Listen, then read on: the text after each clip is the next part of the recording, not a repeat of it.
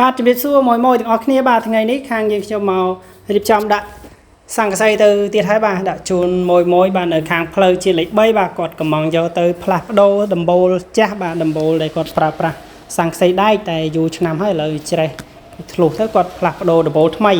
នេះគាត់បដូរដាក់ប្រក់រោងចក្របាទចំនួន1000ការ៉េជាងបាទឥឡូវនេះយើងបានដឹកមកដល់ទីតាំងរបស់ភ្ញៀវហើយទម្លាក់ជូនគាត់ដល់កន្លែងតែម្ដងមករៀបចំមកស្អាតជូនគាត់តែម្ដងគាត់ចាំតែស្ទូចឡើងលើប្រក់ដំបូលតែម្ដងបាទហើយនិយាយទៅបងប្អូនឲ្យតែសម្រាប់ទីតាំងរបស់បងប្អូន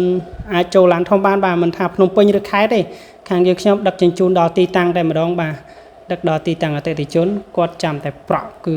អីវ៉ាន់ខាងបងប្អូនកាត់ចេញពីលើម៉ាស៊ីនមកថ្មីគឺស្អាតភ្លឺឬលើប្រឡងចាញ់ចាំងតែម្ដងពុកម៉ែបងប្អូនស្រស់ស្អាតណាស់ហើយនេះគាត់បដូរដំបូលអាខ្នាតវែងនេះគាត់បដូរដំបូលរោងចក្របាទដែលដំបូលគាត់ចាស់ធ្លុះសង្កសីដែកតែគាត់បដូរមកដាក់សង្កសីជ័រវិញហើយ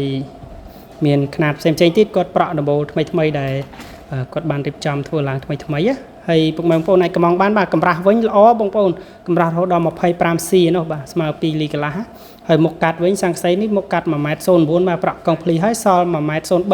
ប្រវែងផ្ដោយកាត់ជូនពុកម៉ែបងប្អូនតាមតម្រូវការបាទពុកម៉ែបងប្អូនមានតម្រូវការអាចកំងបានបាទមិនថានៅភ្នំពេញនៅខាងខេត្តទេគឺខាងបងប្អូនរៀបចំដឹកជូនដល់ទីតាំងតែម្ដងពុកម៉ែបងប្អូនមានតម្រូវការអាចកំងពីខាងយើងខ្ញុំយកប្រើប្រាស់បានបាទហើយក៏សូមថ្លែងអំណរគុណដល់មួយដែលតែគ្រប់គ្រងនិងជឿជាក់ពីខាងយើងខ្ញុំបាទកំងសង្កសីពីខាងយើងខ្ញុំយកប្រើប្រាស់សូមជូនពរមួយទាំងអស់គ្នាបាទប្រកបមុខរបរទទួលទានមានបានបាទសុខភាពល្អសំណាងល្អក្នុងក្រុមគ្រួសារបាទហេងទាំងអស់គ្នាបាទសូមអរគុណសូមសំណាងល្អ